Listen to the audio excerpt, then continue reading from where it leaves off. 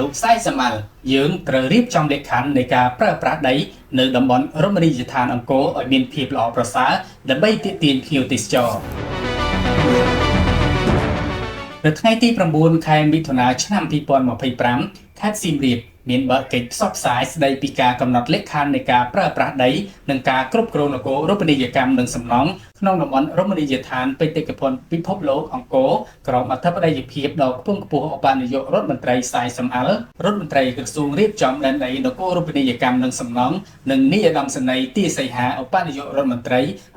ក្រសួងការពារជាតិនិងបណ្ឌិតសភាចាភឿងសក្កណារដ្ឋមន្ត្រីក្រសួងវប្បធម៌និងវិចិត្រសិល្បៈលោកសាយសំអល់ឧបនាយករដ្ឋមន្ត្រីក្រសួងរៀបចំដែនដីនគររូបនីយកម្មនិងសំណង់បានថ្លែងបញ្ជាក់ថាការកំណត់លក្ខខណ្ឌនៃការប្រើប្រាស់ដីនិងការគ្រប់គ្រងនគររូបនីយកម្មនិងសំណង់ក្នុងតំបន់រមណីយដ្ឋានបេតិកភណ្ឌពិភពលោកអង្គរគឺសំដៅស្វែងរកការឯកភាពគ្នាការពារឧត្តមប្រយោជន៍នៃការអភិរក្សនិងលើកស្ទួយជីវភាពរបស់អ្នកស្រុកអង្គរបង្កលក្ខណៈឲ្យភ្ញៀវទេសចរមកទស្សនាកម្សាន្តនិងបង្កើនឱកាសសេដ្ឋកិច្ចសម្រាប់កម្ពុជាលោកបានបន្តថាភ្ញៀវទេសចរដែលមកកម្សាន្តនៅកម្ពុជាភាគច្រើនគឺចង់មកប្រាសាទអង្គរវត្តដូចនេះយើងត្រូវគិតគូរការកំណត់លក្ខខណ្ឌនៃការប្រើប្រាស់ដីនៅតំបន់រមណីយដ្ឋានអង្គរឲ្យលំនៅឋានរបស់ប្រជាពលរដ្ឋមានភាពស្អាតមានរបៀបមានសណ្ដាប់ធ្នាប់កន្លែងលក់ដូររបស់ពួកគាត់ស្អាតនិងមានអនាម័យប្រកបដោយផាសុកភាពក្នុងពេលភ្ញៀវទេសចរបានមកដល់មានអារម្មណ៍ស្រស់ស្រាយដែលជាចំណែកទាក់ទាញភ្ញៀវទេសចរឲ្យបានកាន់តែច្រើនជាងមុនលោកបន្ថែមទៀតថានៅរសៀលថ្ងៃនេះយើងជួបអ្នកអនុវត្តច្បាប់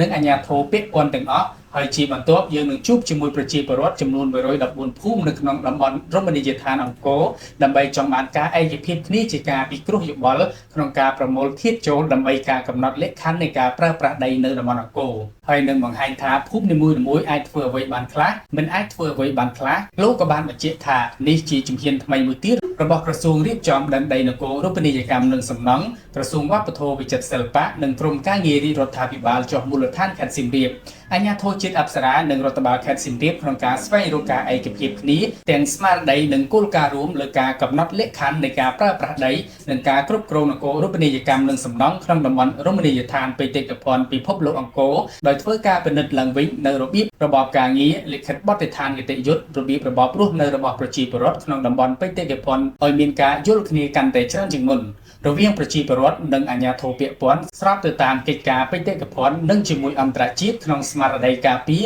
និងអភិរក្សមរតកដូនតានិងលើកស្ទួយជីវភាពនៃស្រុកអង្គរឲ្យស្របទៅនឹងប្រសាសន៍សម្ដេចធិបតីលើការរៀបចំផ្ទះសម្បែងឲ្យមានរបៀបរៀបរយនិងពង្រឹងខឿនសេដ្ឋកិច្ចជាតិឯកឧត្តមក៏បានលើកផងដែរថាការរៀបចំកំណត់លក្ខខណ្ឌនៃការប្រើប្រាស់ដីនិងការគ្រប់គ្រងនគររូបនីយកម្មនិងសំណង់ក្នុងតំបន់រមណីយដ្ឋានបេតិកភណ្ឌពិភពលោកអង្គរនៅខេត្តសៀមរាបគឺជាគំរូសម្រាប់យកទៅអនុវត្តបន្តនៅខេត្តព្រះវិហារផងដែរ